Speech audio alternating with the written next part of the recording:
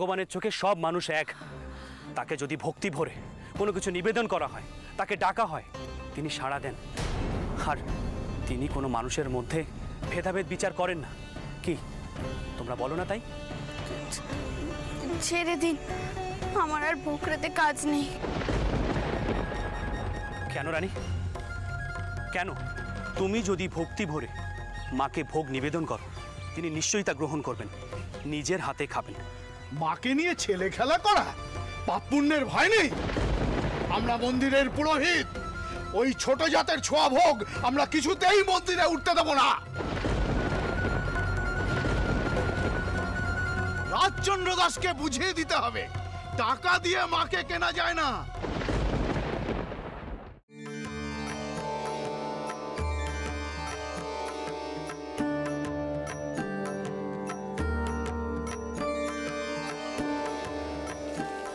বউ, তোর বগের কদ্দূর? এই তো দিদি হয়ে এলো, আর একটু সময় লাগবে। যা করার তাড়াতাড়ি কর, আমার কোনো কিছুই ভালো বোধ হচ্ছে না। মায়ের যা ইচ্ছে তাই হবে। মা যদি আমার হাতে ভোগ খেতে চান তবে কেউ বাধা দেবেন। বাধা দেব না মানে? নিশ্চয়ই বাধা দেব, কারণ যে কেউ এসে ভোগ রান্না করে মাকে নিবেদন করবেন, আর সেটা আমরা দাঁড়িয়ে দাঁড়িয়ে দেখব। দেখুন, মার থানে রাগারাগি হানাহানি করা কি উচিত হবে? মা নলাটেশ্বরী অতি জাগ্রত। মা নিজে যদি ভোগ গ্রহণ করতে চান তাহলে আপনারা বাধা দেবেন কেন? দেব না বাধা? রাজচন্দ্র দাস তার লেঠেলদের নিয়ে জোর করলে আমাদেরও রুখে দাঁড়াতে হবে। আমি কথা দিচ্ছি, কেউ কোনো রকম জোর করবে না।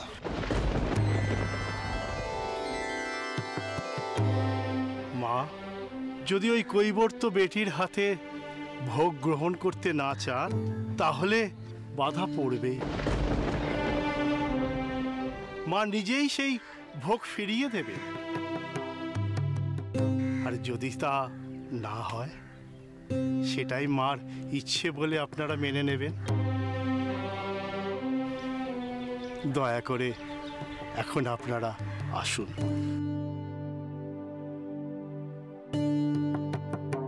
চলো সবাই, চলুন। এরা হলো সব ভগবানের পূজারী। না আছে এদের মনের প্রসারতা, না আছে শিক্ষা, শুধুমাত্র নিজেদের স্বার্থের জন্য কতগুলো নিয়মকে আঁকড়ে ধরে পড়ে আছে। আচ্ছা বাবা, আপনি বলুন তো, আমি যা বলেছি তা কি ভুল বলেছি? এদের এই স্বার্থপরতা দেখলে কারো মনে এদের জন্য ভক্তি বিশ্বাস জন্মাবে?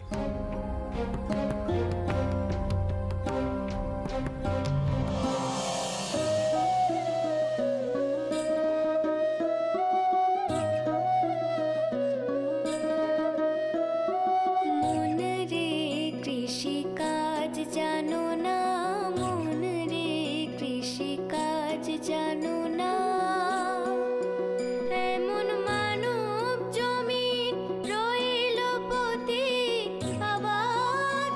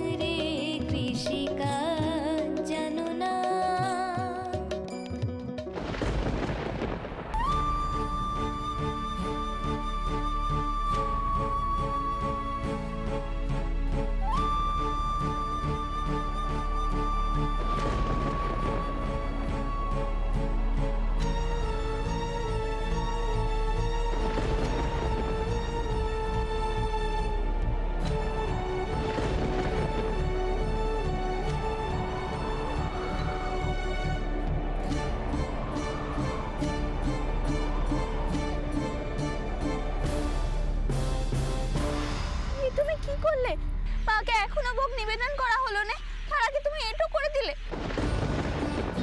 একটু সবুজ হইল না।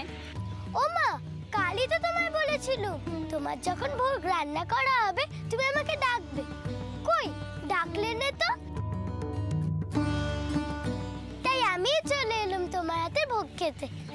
একবার তো শুধোতে পারতে। কি করে শুধোবো? তুমি তো কালই কীর্তন করছিলে। তাই তো আমি তোমার গান শুনতে শুনতে খেলুম। এখন যে আমি কি করি? এই ভোগের উপর যে অনেক কিছু নির্ভর করে আছে। তাড়িয়ে দিচ্ছ? বালাই সার, তাড়াতে যাবো কেন? আজ সারা নলাটির লোকের খাবার বন্দোবস্ত করেছি, আর আমি তোমাকে তাড়িয়ে দেব? শুধু একবার শুধুতে পারতে। তোমার হাতের ভোগ খেতে যে বড্ড ইচ্ছে করছিল গো। তস হয়েছিল না। তুমি বড় ভালো রাঁধো। সবাই তোমার হাতের রান্না খেয়ে খুব খুশি হবে গো। মা নলাটেশ্বরী তোমাকে খুশি হয়ে আশীর্বাদ করবে। আমি এখন আসি।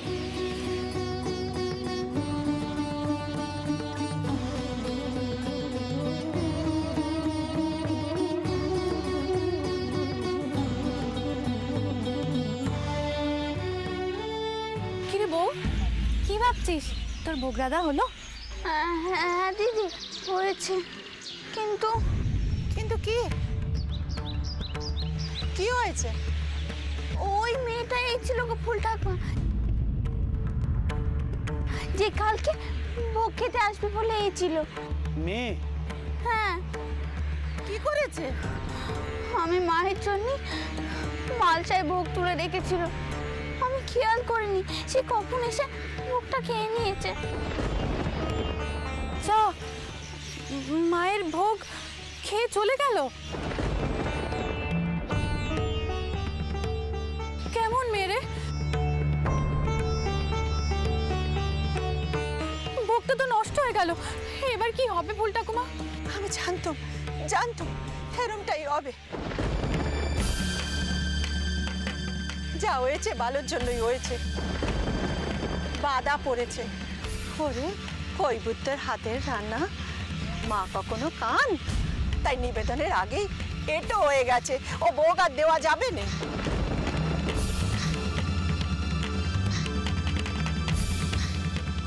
কিন্তু আমি তো এখানে কোনো মেয়ে আসতে দেখিনি। আমি তো কাছেই ছিলাম। আচ্ছা, একটা মেয়ে এলে আমার কি চোখে পড়তো না? সেও তো ঠিক। আর যদি মেয়েটা এসেই থাকতো, তবে এখন গেল কোথায়? আর আমরাও তো ওদিকে ছিলাম, কই কাউকে তো আসতে দেখিনি। না না, এই ছিল। আমি তো তার সাথে কত কথা বললাম।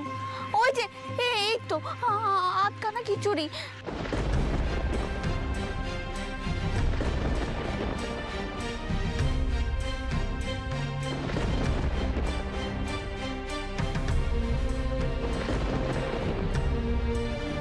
তাহলে খেলো কে? আর বাকিটা না খেয়ে চলেই বা গেল কেন? এ ভোগ তো এটো হয়ে গেছে।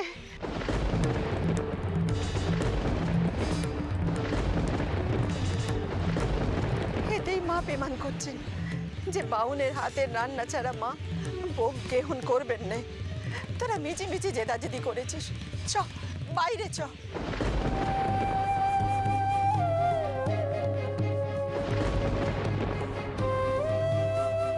মা আমাদের বড় পাপ থেকে মুক্তি দিয়েছেন, রক্ষা করেছেন। রক্ষা করেছেন।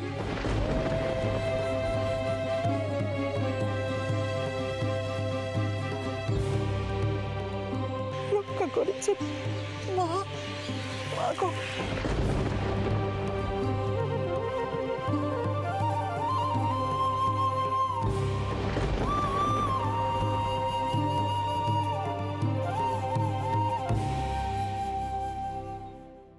জয় মা নলাটেশ্বরী। জয় মা নলাটেশ্বরী। জয় মা নলাটেশ্বরী। জয় মা নলাটেশ্বরী। জয় মা নলাটেশ্বরী। জয় মা নলাটেশ্বরী। জয় মা নলাটেশ্বরী।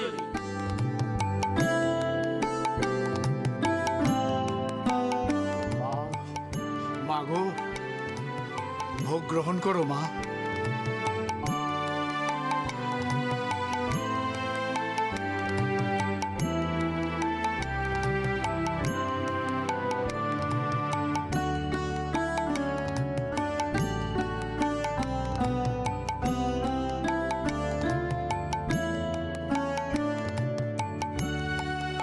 চলুন দাসমশাই, বাইরে চলুন। মা এখন ভোগ গ্রহণ করবেন, আর সেটা দেখতে নেই। চলুন। আর থেকেই বা কি করবেন? দেখলেনই তো মা আপনাদের ভোগ গ্রহণ করলেন না। সব ভোগ নষ্ট হয়ে গেল। ওসব কাঙালিদের খাইয়ে দিন। তবে হ্যাঁ, ভোগ প্রসাদ বলবেন না যেন। চলুন।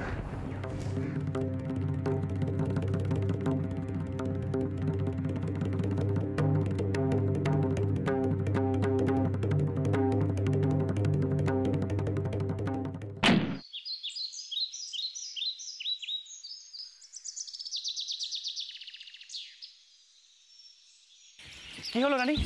কোথায় যাচ্ছ? কোথায় যাচ্ছ রানী? একটিবার মন্দিরের দ্বার খুলে দিন, আমি দেখব। মাকে এখন ভোগ নিবেদন করা হয়েছে, একটু বাদেই খুলবে মন্দির দ্বার। মায়ের কাছে আমার একটা প্রশ্ন আছে, মা কেন আমার তৈরি করা ভোগ গ্রহণ করবেন না? আমার অপরাধ শুধু আমি বাউন নই। মা তো দর্শনেই ভক্ষণ করেন। এখন দ্বার খুলে দিতে পারেন। খুলুন দ্বার।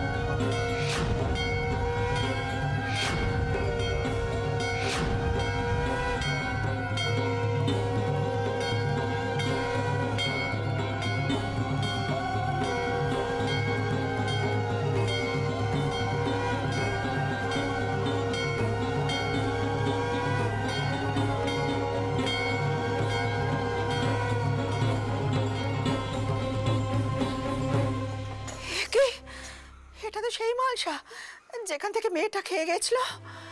এটা এখানে এলো কি করে?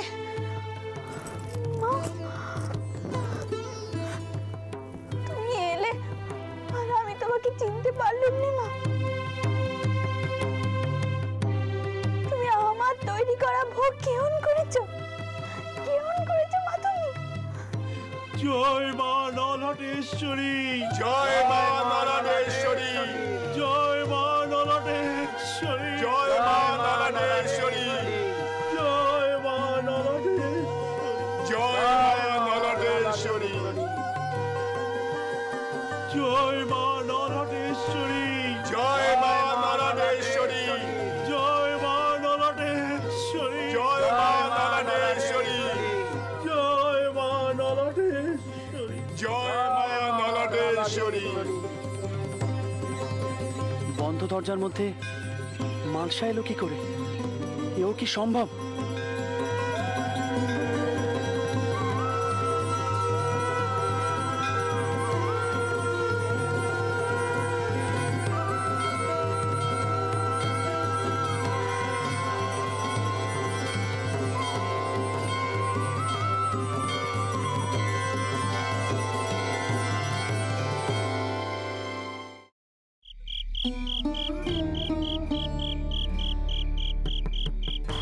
হ্যাঁ, এটা সত্যি যে এইখানে যাত্রা করার আগে আমি বিশ্বাস করতাম না যে দৈব শক্তি বলে কিছু আছে।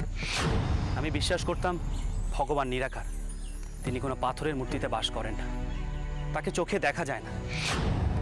হ্যাঁ, এটা ঠিক রামমোহন রায়ের লেখা আর নিজের যুক্তিকে বিচার করে আমি এই বিশ্বাসটাই এতদিন করে এসেছি। কিন্তু অনেক কিছু আছে যা আমরা জানি না, বুঝি না। আমাদের চারপাশে এমন অনেক ঘটনা ঘটে যা যুক্তি দিয়ে বিচার করা যায় না। রানী, আমি আরও একটা প্রমাণ পেতে চাই, আর মাত্র একটা প্রমাণ। তাহলে নিশ্চিত হব এতদিন ধরে মনের মধ্যে যে বিশ্বাস আমি পোষণ করে এসেছি তা সত্য নয়, ভুল। দাসমশাই, কি ভাবছেন দাসমশাই? আপনি কি ভাবছেন আমি তা জানি।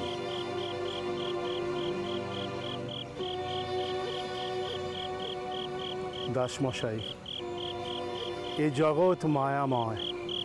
মহামায়ার লীলা বোঝা কি অত সহজ? তিনি যে আমাদের চোখে মায়ার কাজল পরিয়ে রেখেছেন, তাই আপনি যা দেখেন তাই সব নয়। উচ্চ মার্গের সাধকেরা তারা এর বাইরেও অনেক কিছু দেখতে পান, তাই তারা যা বলেন তা সত্য। সত্যি কি ওই ভোগ ভগবান খেয়ে গেলেন? কে মন্দিরের বন্ধ দরজার মধ্যে ওই ভোগ আনলো? কেই বা ওই অন্ন ভোগ সরিয়ে সেখানে ওই মালসা রাখলো? এও কি সম্ভব? বাবা, আমার সবকিছু কেমন গুলিয়ে যাচ্ছে। আপনি কোনটা বিশ্বাস করবেন বা করবেন না সেটা সম্পূর্ণ আপনার ব্যাপার। আপনাকেই তা স্থির করতে হবে। আমি বলতে পারি, এই জায়গায় মায়ের অনেক অলৌকিক লীলা আছে। বাবা, আমি এই পিঠের কথা শুনব, আপনি আমাকে বলুন। তবে শুনুন, কথিত আছে সতীর দেহত্যাগের পর যখন সুদর্শন চক্র দিয়ে তার শরীর টুকরো টুকরো করে কাটা হচ্ছিল, সে সময় নলা অর্থাৎ মায়ের নলির মতো সরু হাড় বা অঙ্গ পড়েছিল এই পিঠে। যেহেতু মার নলি পড়েছিল এই স্থানে, তাই এখানে মা নলাটেশ্বরী রূপে প্রসিদ্ধ।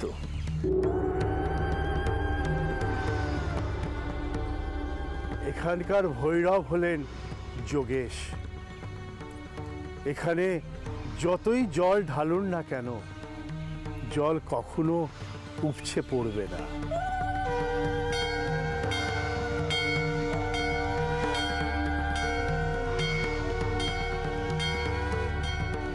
আপনি হয়তো বলবেন এটা একটা সাধারণ প্রাকৃতিক বিষয়,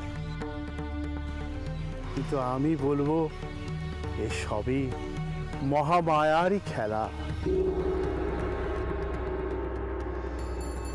এবার আপনি ঠিক করুন কোনটা বিশ্বাস করবেন।